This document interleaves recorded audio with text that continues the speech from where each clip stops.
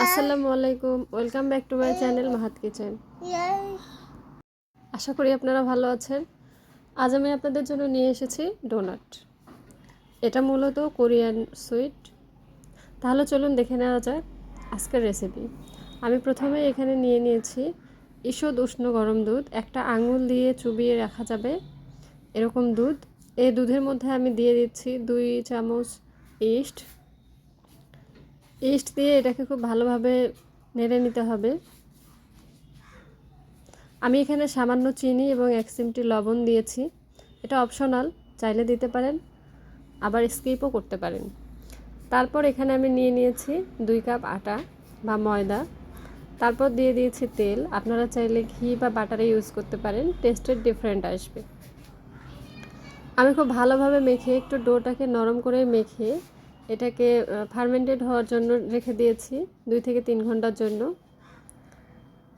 2 থেকে 3 ঘন্টা পর এটা ফুলে ডাবল হয়ে গেছে। এটাকে চাইলে আপনারা চুলার পাশেও রেখে দিতে পারেন, রান্না হচ্ছে এমন চুলার পাশে।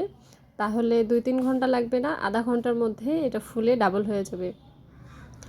এটা এতটাই ফুলে গেছে, এটার ভিতরে অক্সিজেন ভরে একদম টইটুম্বুর অবস্থা।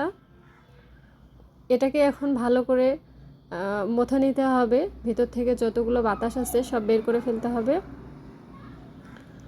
আমি ডোনাটে কাটার জন্য এখানে কৌটার ঢাকনা এবং বোতলের ঢাকনা নিয়েছি। আপনারা চাইলে কুকি কাটার ইউজ করতে পারেন। একটা মোটা 1/2 ইঞ্চির মতো রুটি বেলে নিতে হবে, রুটির মতো। তারপর আমি প্রথমে বড় কৌটার ঢাকনাটা দিয়ে কেটে নিচ্ছি। ডোনাট মূলত রাউন্ড শেপেরই হয়।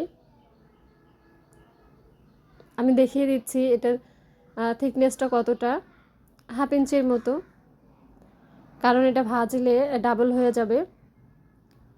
এবার এটাকে একটু ডিজাইন করার জন্য আমি মাঝখান থেকে কেটে নিচ্ছি। আপনারা চাইলে কিন্তু এভাবেও ভাজতে পারেন। আমার কাছে এটা ভালো মনে লাগে না, এজন্য আমি মাঝখানটা কেটে নিচ্ছি।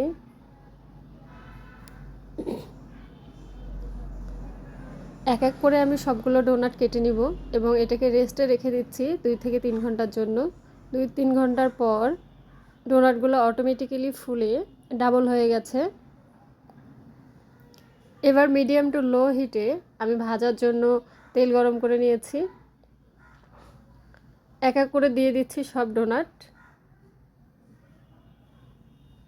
খুব বেশিক্ষণ ভাজার দরকার নাই, কারণ হচ্ছে এটা 20 থেকে 30 সেকেন্ডের মধ্যেই ভাজা কমপ্লিট হয়ে যায়।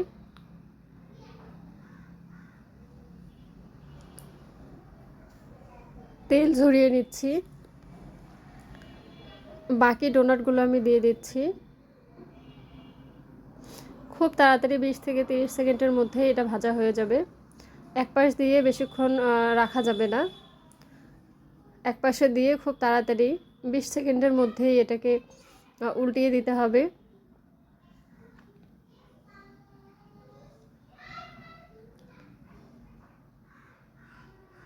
এক এক করে আমি সবগুলোই ভেজে নিচ্ছি। যেহেতু আমার প্রায় 40 থেকে 50 পিস ডোনাট হয়েছে। এক পাশ ভাজা হয়ে গেলে এটাকে আমি উল্টিয়ে দিচ্ছি আর এক পাশ হওয়ার জন্য। তবে এটাকে একটু কালারফুল করেই ভাজতে হবে, ব্রাউন কালার আসতে হবে। আমার সবগুলো ডোনাট ভাজা হয়ে গেছে। আমি আমার ইচ্ছা মতো ডেকোরেট করেছি। আপনারা চাইলে আপনাদের মতো করে করতে পারেন। আমার হাতের কাছে যা ছিল, আইসিং সুগার ছিল, আমি সেটা দিয়ে গরম অবস্থায় ডোনাটের গায়ে লাগিয়ে দিয়েছি এবং আমার বাচ্চারা যাতে পছন্দ করে সেজন্য আমি ছোট ছোট বল দিয়ে ডেকোরেট করেছি। Thank you for watching.